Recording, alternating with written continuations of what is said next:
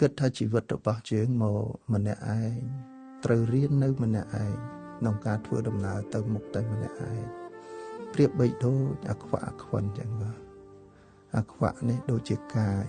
អាខ្វិនមានភ្នែកដូចជាចិត្តអញ្ចឹងអង្គុយពិចារណាមានតែកាយចិត្តតែប៉ុណ្្នឹងទេជើងមកក៏ម្នាក់ឯងទៅវិញក៏ម្នាក់ឯងម្ល៉េះឲ្យរៀនរស់នៅម្នាក់ឯងបងគ្រូចិត្តមានន័យថាម៉េចហើយដើម្បីបានពិបាកក្នុងការគ្រប់គ្រងចិត្តនេះជាធម្មជាតិសម្រាប់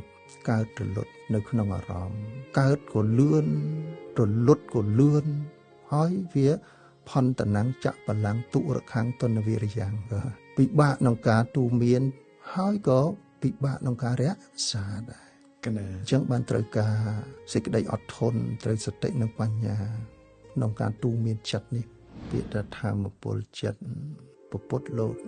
ពោលមុនគេមនុស្សយើងត្រូវតែមានធម្មពលផ្លូវចិត្តដែលត្រូវអប់រំណាអញ្ចឹងការអប់រំចិត្តគឺការរក្សានៅឥន្ទ្រីរបស់យើងឲ្យឃ្លាវខ្លាកិលេសទុនខ្សោយយើងคล้ายទៅជាមនុស្សមង្គលជាងមនុស្សមង្គលទាំងពីកល្យានពុទ្ធជនរហូតដល់សិក្ខបុគ្គលអសិក្ខបុគ្គលដោយសារតែធម្មពលផ្លូវចិត្តនឹងឯង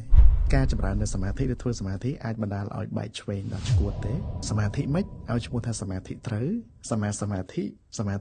មិនឲ្យឈ្មោះថាសមាធិត្រូវសមាធិមច្ឆាសមាធិអញ្ចឹងសូមអនុញ្ញាតបងគ្រូជួយពន្យល់កណាចឹងហើយបានពុទ្ធលោកសម្ដែងទាំងមច្ឆាសមាធិនិងសមាសមាធិបើអ្នកធ្វើសមាធិអត់មានព្រះបរិយ័តនឹងឲ្យច្បាស់លាស់ទេធ្វើដោយស្មានព្រាវអាចពង្វេងនៅក្នុងអារម្មណ៍ធ្វើឲ្យចិត្តរបស់យើងនឹងកាន់តែសៅហ្មងមិនប្រកបទេបង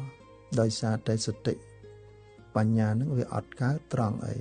ត្រង់យើងធ្វើទុកក្នុងចិត្តនឹងអត់ត្រូវតាមទំនងនៃអារម្មណ៍នៃសមាធិនឹងបងកណា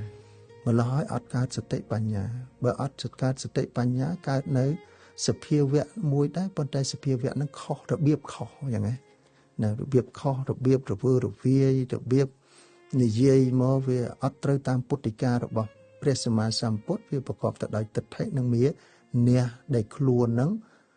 ចេះមួយយកមួយទៅទៀតយ៉ាងណាហ្នឹងហើយអញ្ចឹងអាចខុសបានបើអញ្ចឹងត្រូវការ